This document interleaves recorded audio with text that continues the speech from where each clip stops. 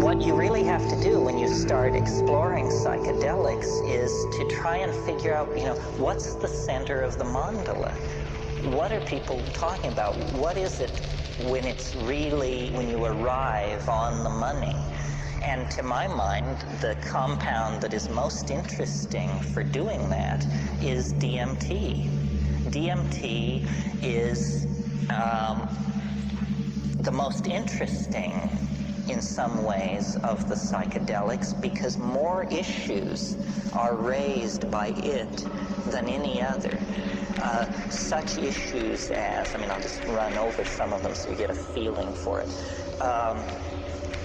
DMT is the strongest hallucinogen there is. If it's possible to get more loaded than that, I don't want to know about it. And I say so when I'm there. I say, my God, if you can get more loaded than this, keep it away from me. So that's it. It's the strongest. It's also the shortest acting. DMT, when smoked, in most people is return you to normal in under 10 minutes. Under 10 minutes. Now, this is interesting because the people who think there's nothing to this, who should actually invest the 10 minutes to find out what's, a 10-minute DMT trip is worth 20 years of academic pharmacology, art history, psychology, and all this other malarkey, because then you just say, okay, I got it.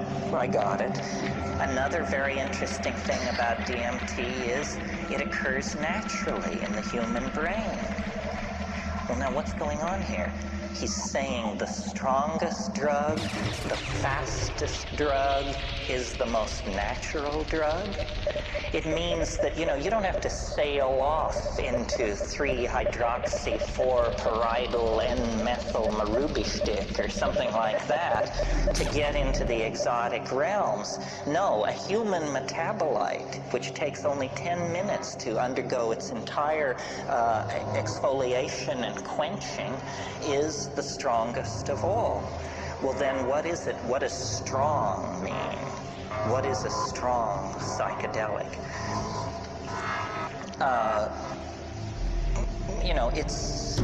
It's highly personal. Every psychedelic trip is. But what happens on DMT for a large number of people, we don't have any statistics, but it is a completely confounding experience. You may have had the expectation, you might think if you had never had a psychedelic experience, that it sort of begins like the Bach B minor fugue and goes from there as you rise into the realms of light and union with the deity or something like that. That's not what happens on DMT. What happens on DMT I referred to this morning. A troop of elves smashes down your front door and rotates and balances the wheels on the after-death vehicle, present you with the bill, and then depart. And it's completely paradigm shattering. Union with the white light you could handle. An invasion of your apartment by jeweled self-dribbling basketballs from hyperspace that are speaking in demotic Greek is not something that you anticipated and could handle. Sometimes people say, is DMT dangerous? It sounds so crazy. Is it dangerous? The answer is only if you fear death by astonishment.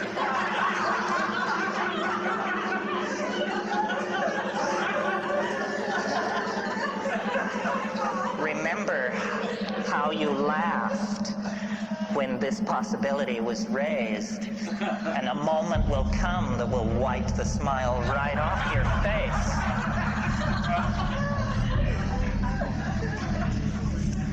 And this death by astonishment thing, one thing about it, let me say a little bit more about it. One thing that endears DMT to me is, I like to say, it doesn't affect your mind. It doesn't seem to affect your mind. In other words, don't change under the influence of DMT. You don't become a kinder, gentler person. You don't sink into, a line of drool from one corner of your mouth as you sit there twitching. You don't change. What happens is the world is completely replaced. Instantly, 100%, it's all gone. And what is put in its place, not one iota of what is put in its place was taken from this world. So it's a 100% reality channel switch. They don't even retain three-dimensional space and linear time. It's not like you go to an exotic place, Morocco or New Guinea. It's like reality is swapped out for something else. And when you try to say what it is, you realize that language has evolved in this world and it can serve no other. It takes years of practice. So what you're looking at is literally the unspeakable. The indescribable falls into your lap. And when you try, you're loaded, right? You're there, and you're trying to explain to yourself what's happening. And so this is like you try to pour water into the trans-dimensional objects in front of you, the water of language, and it just beads up and flows off like water off a duck's back. You cannot say what's there. And I've spent, 25 years fiddling with this. It's become the compass of my inspiration, trying to say what is on the other side of that boundary. Just 2 large tokes away at any given time is this non-Euclidean, non-Newtonian, irrational, un-Englishable place. But it's not smooth and empty and clear. That's not what gives it its indescribability. What gives it its indescribability is its utter weirdness, its alienness, its power to astonish. What happens to me when I smoke DMT is there's a kind of going toward it. There's a sequela of events which lead to the antechamber of the mystery. I mean, you take a toke, you feel strange. Your whole body feels odd. You take a second toke, all the oxygen that seems to have been pumped out of the room, everything jumps into clarity. It's that visual acuity thing.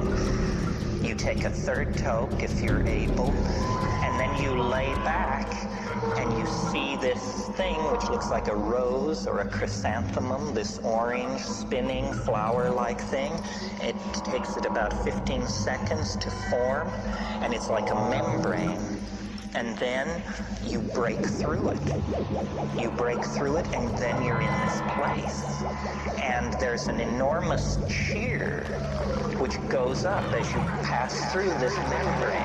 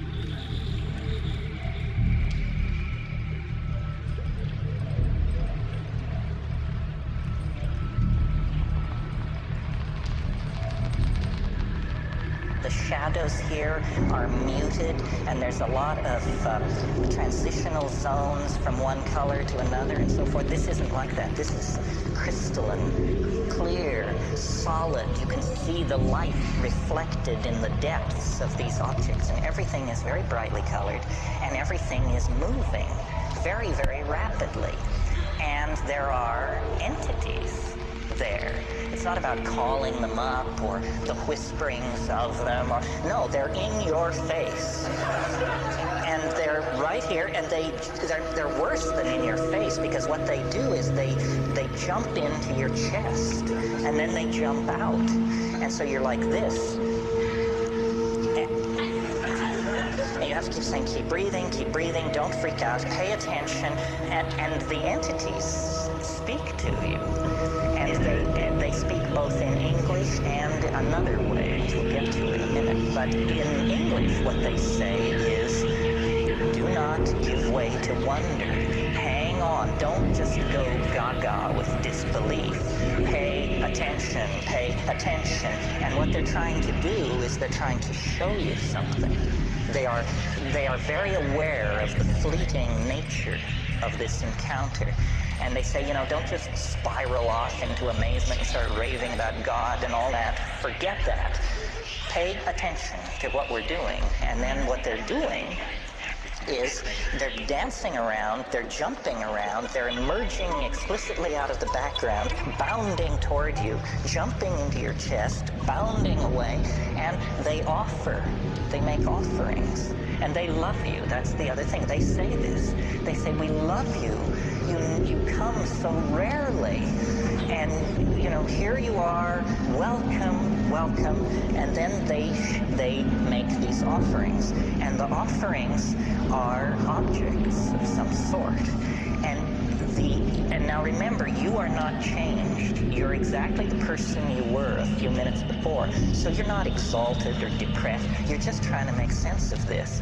And the objects which they offer are like Fabergé eggs, or exquisitely tooled and enameled pieces of machinery, but they don't have rigid outlines. These objects are themselves somehow alive and transforming and changing. So when these creatures, I call them tykes, when these tykes offer you these objects, you grok it, you look at it, and immediately, because you are yourself, you have this realization, my God, if I could get this thing back into my world, history would never be the same. A single one of these objects is somehow, you can tell by looking at it, this would confound my world beyond hope of recovery. It cannot exist. What I'm being shown is a tiny area where miracles are being transformed. And the creatures, the tykes, are singing. They are speaking in a kind of translinguistic glossolalia. They are actually making these objects with their voices. They are singing these things into existence. And what the message is do what we're doing. You can do what we're doing. Do it. And they get quite pushy about this. They say, damn it, do it. And you're saying, but.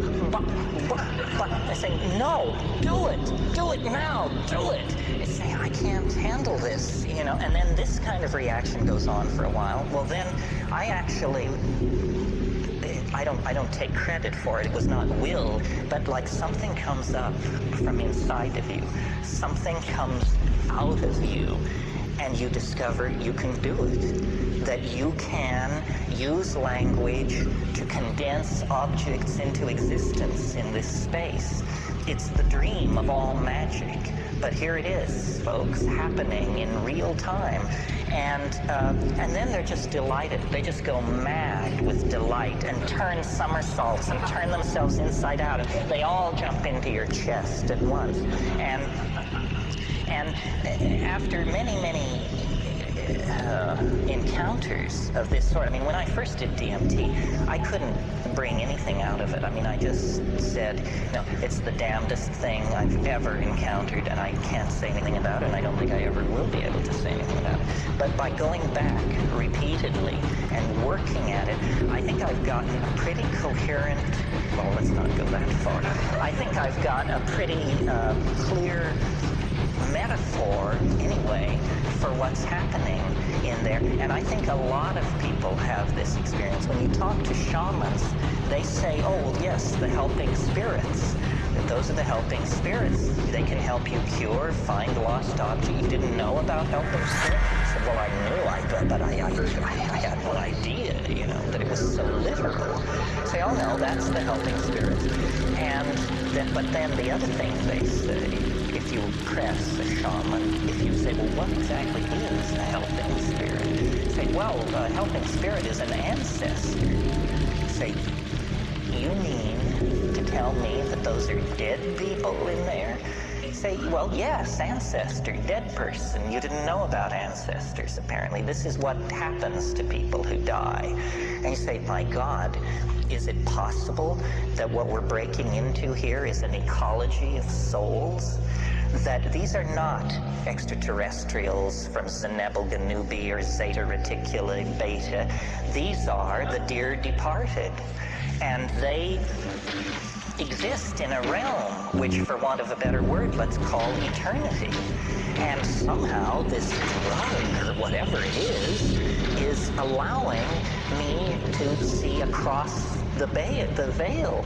This is the lifting. You want to talk about boundary dissolution. It's one thing to get tied to your partner. It's quite another to get tied to the dear departed of centuries past. That's a serious boundary dissolution when that happens. What these creatures want, according to them, is they want us to transform our language somehow. And I don't know what this means. I mean, at this point in the weekend and in my life, we all are on the cutting edge. And nobody is ahead of anybody else.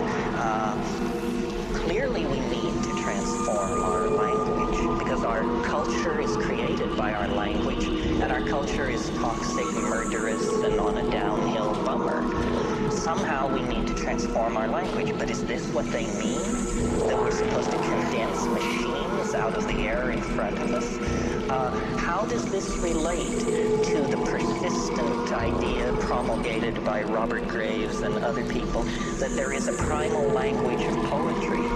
That poetry as we know it is a pale, pale thing, and that at some time in the human past, people were in command of languages which literally compel belief. They compel belief because they don't make an appeal through argument or metaphor. They compel belief because they're able to present themselves as imagery. You know, William Blake said, if the truth can be told so as to be understood, it will be believed. And so these things and it's very confusing because you wonder, you say, well, have people been doing this for thousands of years? And if so, have they always encountered this tremendous urgency on the other side? If people have been doing it for thousands of years, why is there this urgency on the part of these entities? And who exactly and what exactly are they? It appalls me, you can probably tell, that I have to talk about this because this is not my bailiwick. I mean, I'm a rationalist who's just had a very weird set of experiences, but I am a rationalist. I mean, I have no patience with channeling, you know, the lords of the many rays, the divas, and, you know, there's this whole thing going around about disincarnate intelligence, and it's mostly under the control of fairly, shall we say, non-rigorous thinkers. But I like to think that I am a rigorous thinker, and yet here I am telling you that, you know, elf legions await in hyperspace, one toke away. The difference between my rap and, you know, the Findhorn folks or somebody like that is that we have an operational method for testing my assertion. We can all smoke DMT, or you can make it your business to now find out about this and see for yourself. And not everybody agrees with me. I mean, some people say there wasn't anything like that. But some people agree, and I think if you get 2 out of 10 agreeing with a rap like this, then you better pay attention.